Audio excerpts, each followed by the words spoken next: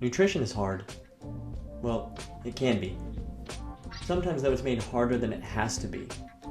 Supplement and food companies will often use marketing tactics that are just meant to confuse you into thinking that you're doing something good or healthy. In certain examples, they can espouse straight up misinformation. In addition, there are lobbying groups who are going to work to pass legislation that makes these practices easier, while others try to make products in their sector seem more necessary and vital to the public than they actually are. And science does change over time. And a lot of people cite this as a reason to be mistrusting, but I think it's the opposite, really. We can only grow and improve when we're willing to admit when we're wrong. And at the core, that's exactly what science does. It doesn't hold on to preconceived notions in the face of better evidence. It's built on the principle of disproving itself.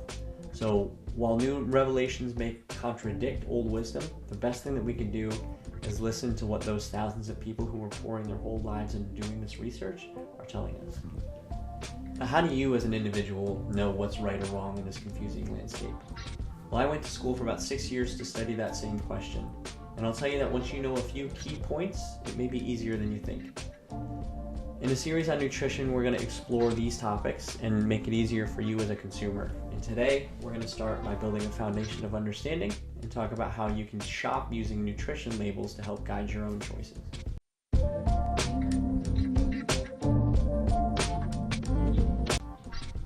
Welcome back to the Goodness Engine, where I make doing your good deed for the day easier than ever by pledging to donate any money generated by this channel. So just by watching to the end, you're doing your good deed for the day, but if you want to maximize your impact, make sure to subscribe and to share.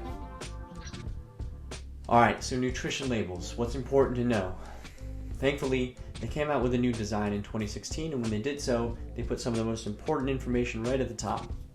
Without looking, what do you think that is? Calories? Well, no, actually, it's the serving size.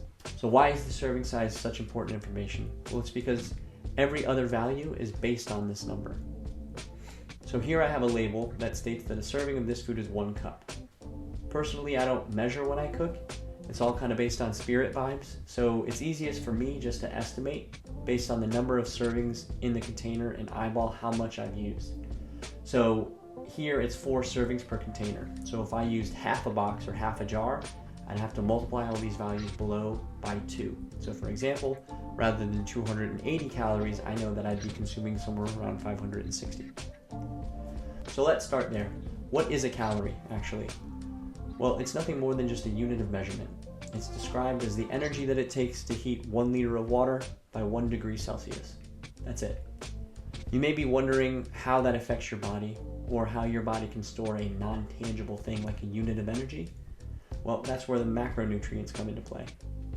Now, we've all heard about macros, but here's the basic overview. Simply, macros are nutrients which provide calories or energy. Micronutrients, on the other hand, are things like vitamins and minerals which do not provide energy. So how do macronutrients provide calories where micros don't?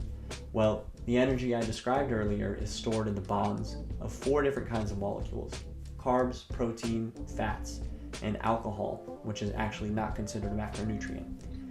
We can store those molecules as tangible things in our bodies, and when we need the energy to do any number of activities, our bodies can break those molecules down to release their energy. And that's called metabolic activity.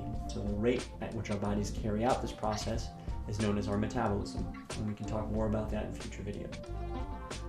So let's look at the label now and find the macronutrients. You'll notice that fat and carbohydrates are listed as total, and that they have subcategories below them.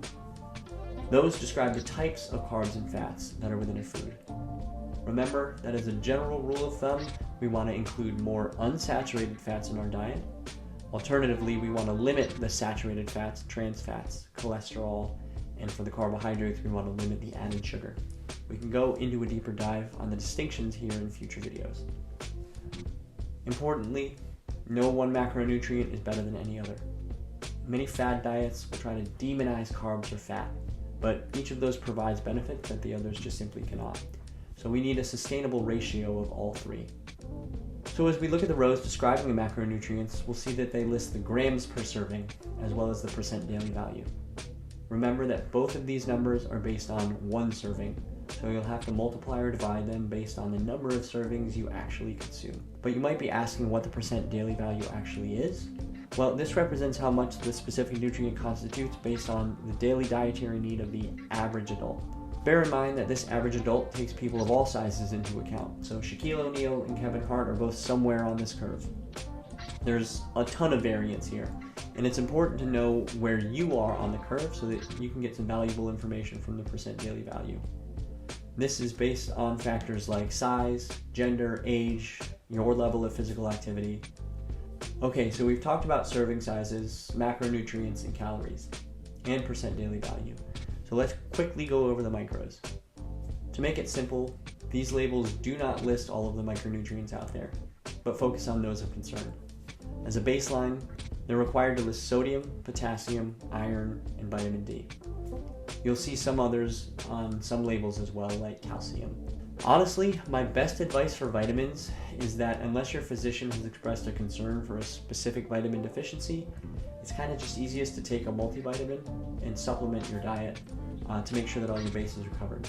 It's fairly cheap, and there are several brands out there which are confirmed by third parties to ensure everything stated on the bottle is what's really in that product. Many are going to have high doses, but generally speaking, it's difficult to get to that point of toxicity in regular everyday practices. I personally take one gummy instead of the serving size of 2 because I know that my diet is likely going to cover the gaps. So I know I'm not just peeing out a lot of excess nutrients, and I know that that bottle is going to last me twice as long. Regarding minerals, you can take a supplement if you're low on something like iron, or if you have circumstances which may deplete you. I don't want to go too deep into it in this video, but keep a special eye on getting enough calcium, iron, and potassium, and try to keep your sodium at a reasonable level. Once you start looking at labels, you'll notice how many processed foods are packaged with sodium and added sugars. For the vast majority of other micros, you need them in trace amounts, and you're likely consuming them somewhere in your regular diet. Outside of a clinical setting, or maybe a top-tier athlete trying to gain marginal edges over their competition, most of us really don't need to spend time overanalyzing our intake. The final thing I want to discuss is the ingredient list. As a general rule of thumb, fewer ingredients is best, and you can trust ingredients that a 10-year-old would be able to pronounce. Importantly, the ingredients are listed by weight, so you can see if the product is mostly comprised of sometimes foods or always foods. If a form of sugar is in the first few things listed, like syrup, honey, nectar, cane, anything that ends in "-ose, you know that this should probably be a sometimes food. So my question of the day, what are some tips that made nutrition easier for you? Please list any questions that you have in the comment. I'd be happy to address them in future videos. Thanks for tuning in today. I appreciate everything you do. Make sure that when you're shopping, you're well informed, you're looking at your labels, and make the best choices for the person that you want to be. Peace, y'all.